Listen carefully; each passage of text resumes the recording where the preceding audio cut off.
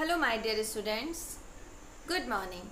आज हम आपकी हिंदी का चैप्टर 2 पढ़ेंगे। उसमें क्या है, एक बहुत अच्छी कहानी है, अपनी कमाई। आप सभी लोग जानते हैं ना कि कमाई क्या होती है। जो भी हम अपनी मेहनत करके, जैसे आप लोग देखते होंगे आपके मम्मी पापा जॉब पे जाते हैं, जॉब करते हैं, दिन भर मेहनत करते हैं, तब उनको जो भी पैसा मिलता है वो उनकी खुद की कमाई होती है। तो इस चैप्टर को किसने लिखा है? इस चैप्टर को सुदर्शन जी ने लिखा है और उनने ये बहुत ही प्यारी सी इसमें कहानी बताई है। तो ये कहानी मैं आप लोगों को बता रही हूँ, आप लोग ध्यान से सुनिए इस कहानी को और समझिए। ये कहानी किस पे डिपेंडेंट है? ये एक शहर की बात वो बता रहे हैं, जिस शहर में किसी एक शहर में एक अमीर व्यक्ति रहता था। अमीर व्यक्ति समझते हैं ना आप लोग, जिसके पास बहुत सारा पैसा है। और उसने पैसा कहाँ से कमाया है? समुद्री व्यापार से। मतलब वो व्यापार करता था, समुद्री व्यापार करता था और उससे उसको बहुत ही पैसा मिलता था, जिससे वो बहुत अमीर हो गया था। लेकिन अब वो क्या हो गया, काम करते करते अब उसकी उम्र निकलती गई तो वो बूढ़ा हो गया। और वो चाहता था, अब बूढ़ा हो गया तो वो अब तो काम कर नहीं सकता। तो उसे ये लगता था कि उसका एक बेटा था, तो उसको लगता था कि अब मैं बूढ़ा हो चुका हूँ तो मेरा बेटा, मेरा पुत्र अब मेरा आगे का काम संभाल ले। लेकिन उसका बेटा तो कैसा था? आलसी था और आराम तलब था। मतलब वो बहुत ही आलसी था, उसको काम करना बिल्कुल अच्छा नहीं लगता था। और वहीं बिल्कुल मतलब अपने पापा के अपोजिट था, जहाँ उसके पापा इतना काम करते थे और इतने अमीर व्यक्ति बन गए थे, लेकिन बेटा बिल्कुल अपोजिट था। मतलब वो बिल्कुल आलसी था और परिश्रम का तो उसको कोई भी अभ्यास नहीं था। परिश्रम मतलब समझते हैं ना आप, जो भी मेहनत होती है, जो हम श्रम करते हैं, मेहनत करते हैं, और उसकी कभी इच्छा भी नहीं होती थी कि हम जाके कोई भी मेहनत करें या काम करें। और वो बेपरवाह भी था, मतलब लापरवाही करता था वो। उसके पापा उसको बहुत समझाते थे पर उसको कोई असर ही नहीं होता था। ऐसा होता है ना, जब हम कोई गलती करते हैं या हम कभी कुछ काम नहीं करते, जैसे हम पढ़ाई नहीं करते, हमारा काम अभी क्या है, पढ़ना है ना। तो यदि पढ़ाई नहीं करते तो हमको हमारे पापा मम्मी बोलते हैं ना, समझाते हैं ना, आपके टीचर, आपके पापा मम्मी। और कुछ ऐसे होते हैं जो जिनको नहीं करना तो वो समझते ही नहीं है कोई बात को। अब क्या हुआ, एक दिन की बात थी। इतनी कहानी सभी को समझ में आई ना? बहुत ध्यान से समझिएगा, बहुत ही इंटरेस्टिंग कहानी है। अब एक दिन क्या हुआ, प्रातः काल में सुबह सुबह मॉर्निंग की बात है। अब जो अमीर व्यक्ति था, मतलब उस बेटे के पापा थे, उसने अपने बेटे को बुलाया और बोला, जाओ बेटे, जाकर कुछ कमा के ले आओ। और यदि न, अब उनने एक शर्त रखी कि कुछ कमा कर लाओ, और यदि कुछ कमा कर नहीं लाओगे तो तुमको रात को क्या नहीं मिलेगा? खाना नहीं मिलेगा, भोजन नहीं मिलेगा। अब लड़के ने क्या किया, लड़के ने सोचा, लो अब तो मुझे खाना नहीं मिलेगा।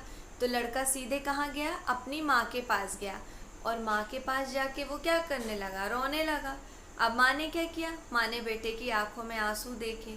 अब माँ तो है, माँ को बेटे को रोते माँ नहीं देख सकती ना, तो माँ को चिंता लग गई उसकी, है ना। अब उसने क्या सोचा कि अरे चलो, पैसे मांग रहा है, रो रहा है, तो उसने अपना जो संदूक, मतलब जो पहले होते थे ना खजाने, जहाँ से माँ पैसे निकल, जहाँ वो पैसे रखती हैं, उसको संदूक इसमें बताया गया है, पेटी जो होती है। तो वहाँ से उनने पैसा निकाला और अपने बेटे को दे दिया। कितना? 1 रुपये निकाल कर अपने बेटे को दे दिया। अब तो क्या, बेटा खुश हो गया। क्यों खुश हो गया? क्योंकि उसको पैसे मिल गए। अब रात को जब वो अपने पापा के पास गया तो उसके पापा ने उससे पूछा कि बेटा, आज तुमने क्या कमाया? अब लड़का क्या करता है, लड़का अपने जेब से 1 रुपये निकाला अपने जेब से, वही जो उसकी माँ ने दिया था, और वो अपने पापा को दे दिया और पापा के सामने रख दिया। अब पापा ने क्या कहा, उसके पापा ने कहा कि ठीक है बेटा, इसको तुम कुएं में फेंक दो। तो लड़के ने क्या किया, तुरंत अपने पापा की बात मान ली, है ना, और लड़के ने उस पैसे को कुएं में फेंक दिया। अब पापा तो थोड़ा एक्सपीरियंस्ड होते हैं ना, पापा लोग, उनको बहुत अनुभव होता है, एक्सपीरियंस होता है, वो तुरंत सब कुछ समझ गए। उनने अब अपने बेटे से कुछ भी नहीं कहा। ये तो हो गई एक दिन की बात। अब दूसरा दिन आता है। दूसरे दिन उसने फिर क्या किया, अपनी स्त्री को, लड़के को पैसे देने को मना कर दिया। स्त्री को मतलब पहले किसने, उनकी वाइफ ने ना, मतलब उनकी मम्मी ने, बच्चे की मम्मी ने पैसे दे दिए थे। अब पापा तो उसके समझ गए, तो पापा ने बोला कि सुनो, तुम इसको पैसे मत देना, ठीक है। फिर नेक्स्ट डे आया। नेक्स्ट डे क्या हुआ, फिर उसने लड़के को बुलाया उसने मीन्स पापा ने फिर से लड़के को बुलाया और बोला जाओ बेटा कुछ कमा कर ले आओ, नहीं तो आज फिर से तुमको रात को खाना नहीं मिलेगा। अब लड़का फिर अपनी माँ के पास गया, फिर से माँ के पास चला गया। उसने सोचा कि चलो माँ ने मुझे पैसे दे दिए थे, अब मैं फिर माँ के पास जाऊँगा। जब माँ के पास गया तो उसकी माँ ने पैसे नहीं दिए। अब क्यों देंगी, क्योंकि पापा ने मना कर दिया था ना कि लड़का मतलब पैसे मांगने आएगा तुम्हारे पास तो तुम उसको पैसे नहीं देना।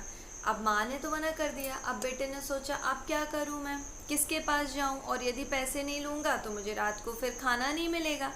तो लड़का फिर कहाँ गया, अपनी बहन के पास गया। मतलब जब माँ ने मना कर दिया तो वो अपनी बहन के पास चला गया और बहन के सामने बस वही रोने लगा जाके। तो बहन ने उसको क्या किया, पैसे दे दिए। बहन ने कहाँ से, अपने सिंगारदान खोलकर, मतलब जो उनकी सिंगार पेटी है ना जहाँ वो अपने सामान रखती है, वहाँ से उसने भी 1 रुपये निकाला और अपने भैया को दे दिया।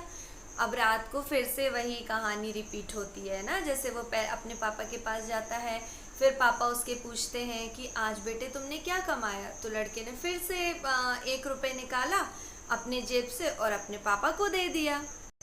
अब फिर से क्या हुआ, अब फिर पापा ने उनके फिर से कह दिया कि जाओ बेटा इस पैसे को तुम कुएं में फेंक दो।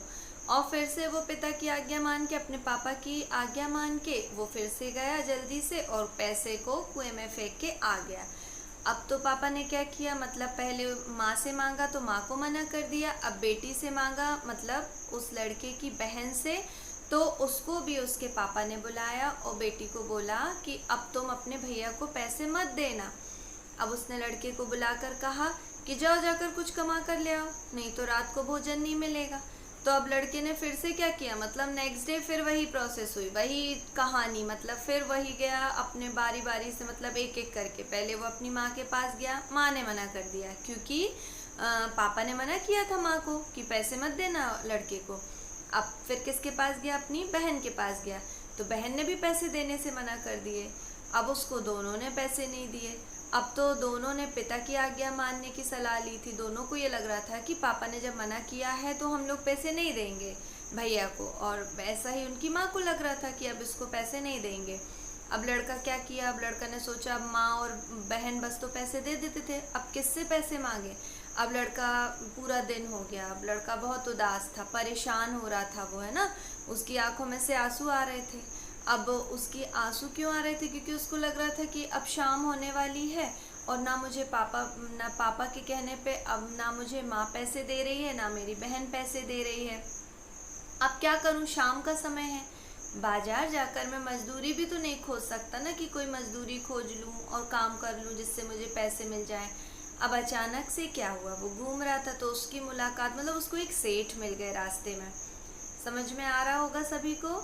तो उस सेठ ने क्या कहा, सेठ ने कहा कि अरे भाई मेरा संदूक उठा दो, मेरे घर तक ले चलोगे क्या मेरा ये संदूक उठाकर, मैं तुमको क्या दूंगा, 2 आने दूंगा। उसने 2 आने देने के लिए कह दिया कि मैं तुमको 2 आने दूंगा।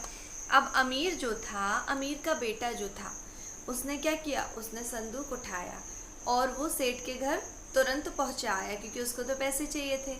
लेकिन उसकी सारी देह पसीने से तरतर हो गई, मतलब अब उसने इतना बड़ा संदूक उठाया, वो हैवी था। तब तो सेठ ने बोला था ना कि सुनो मेरे ये उठाकर ले चलोगे।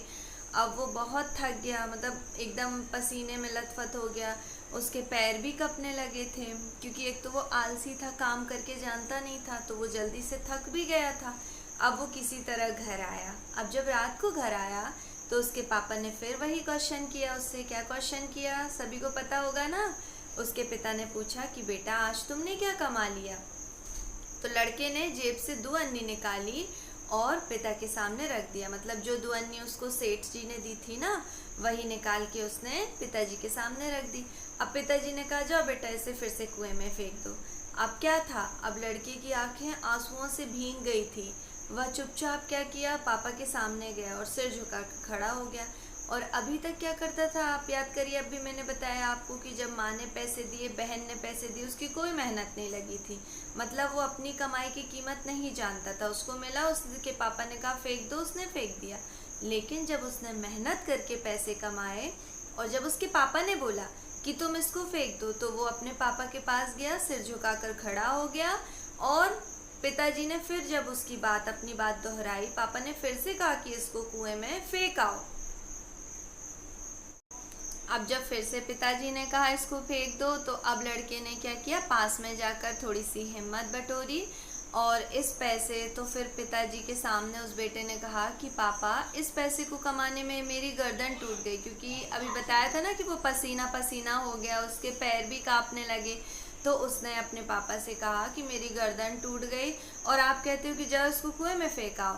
और पापा तो एक्सपीरियंस थे, पापा क्यों पैसे फेंकवा देते थे, फेंकने क्यों कहते थे, उनको ये पता था कि मेहनत की कमाई क्या होती है, और जब ये मेहनत से कमा के लाएगा तो ये अपने पैसे को नहीं फेंकेगा। और वही हुआ, अब उसके पापा सब कुछ समझ गए और दूसरे दिन उन्होंने क्या किया, अपना सारा कारोबार, मतलब उनका जो भी पूरा बिजनेस था ना, वो पूरा अपने बेटे को सुपुर्द कर दिया, क्योंकि वो समझ गए कि ये अब मेहनत से काम करने के लिए तैयार है, क्योंकि वो पहले बहुत आलसी था।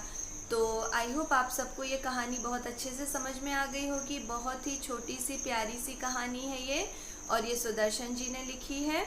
तो सभी को ये कहानी बहुत अच्छे से समझ में आ गई।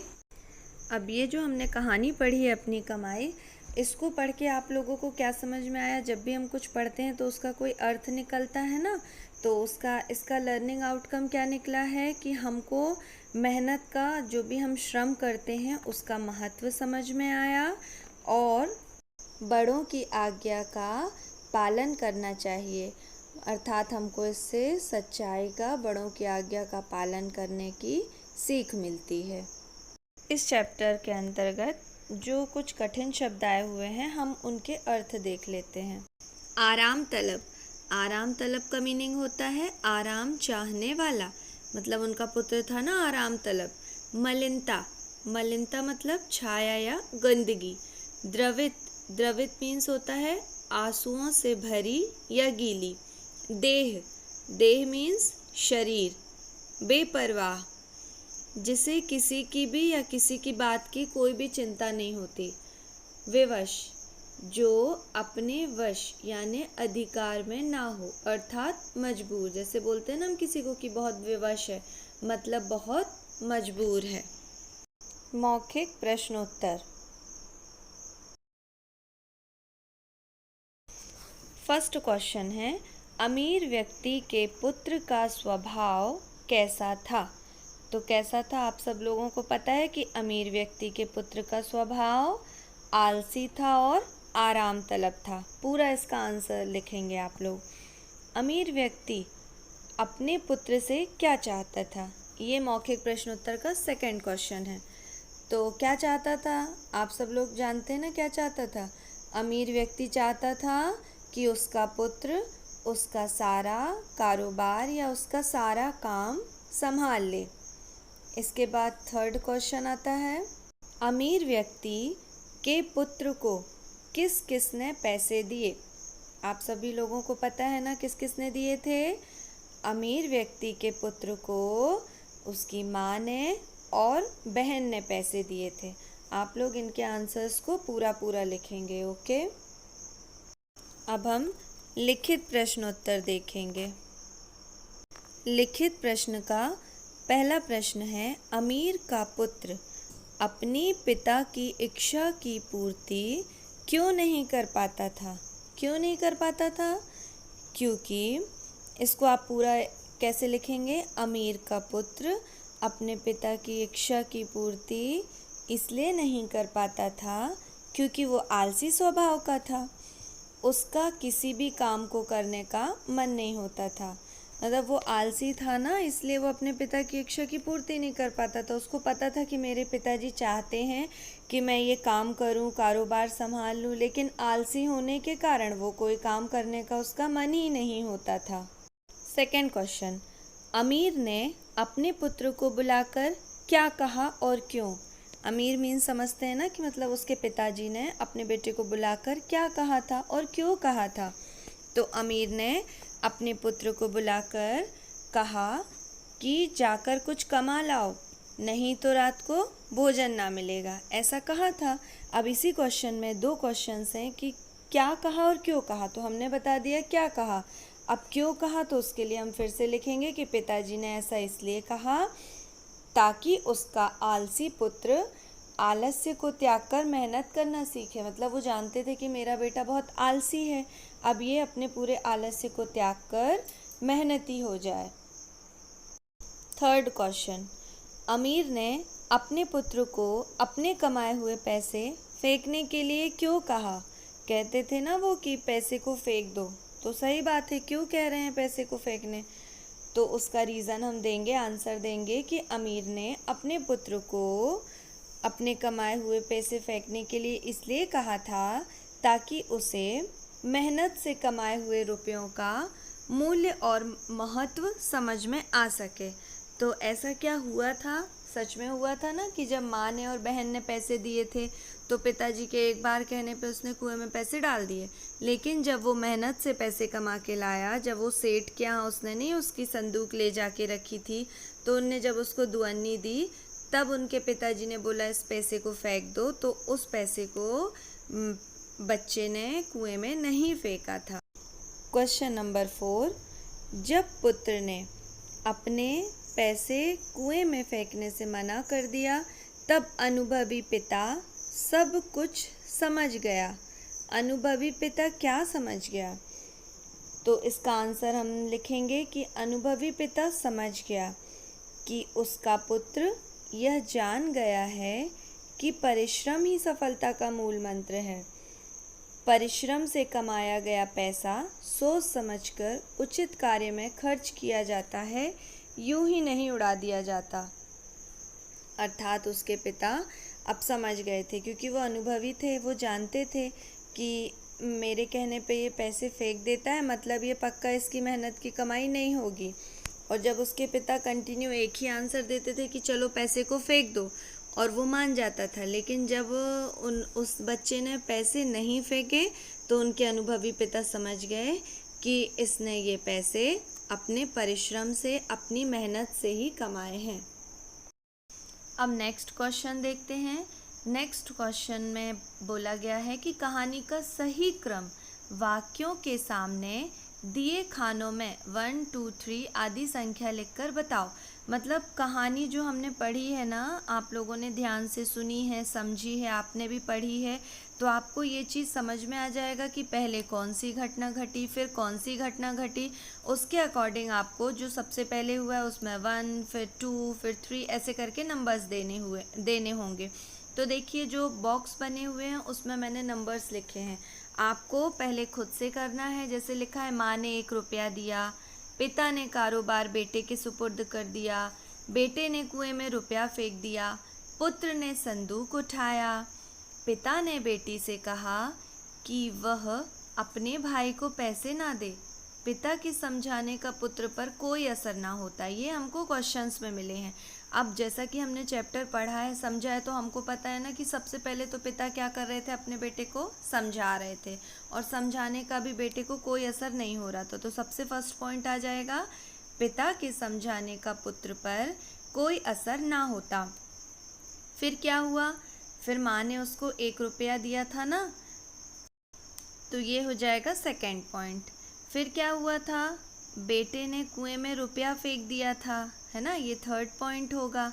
मतलब ये जितने पॉइंट्स दिए हैं उनमें पहले कौन सा हुआ वो बताना है। फिर क्या हुआ था? पिता ने बेटी से कहा कि वह अपने भाई को पैसे ना दे। पहले बेटा फेंक चुका था कुएं में पैसे, कौन से? जो माँ ने दिए थे, है ना। माँ ने 1 रुपया दिया, फिर बेटे ने कुएं में फेंक दिया। फिर पिता ने बेटी से भी मना किया था कि भाई को पैसे ना दे। फिर फिफ्थ में क्या हुआ था? पुत्र ने संदूक उठाया था। संदूक उठाया था ना, जो सेठ जी ने उनको बोला था संदूक उठाने के लिए, तो पुत्र ने संदूक उठाया। और जब ये सब बातों से उनके पिताजी समझ गए कि मेरे बेटे को अब मेहनत करना आ गया है, परिश्रम का सही अर्थ समझ में आ गया है, तब पिताजी ने कारोबार बेटे के सुपुर्द कर दिया था। तो 6th पॉइंट क्या आ जाएगा कि पिताजी ने कारोबार बेटे के सुपुर्द कर दिया। अब इसके बाद बहुविकल्पीय प्रश्न मीन्स MCQs। इसमें क्या करना है हमको?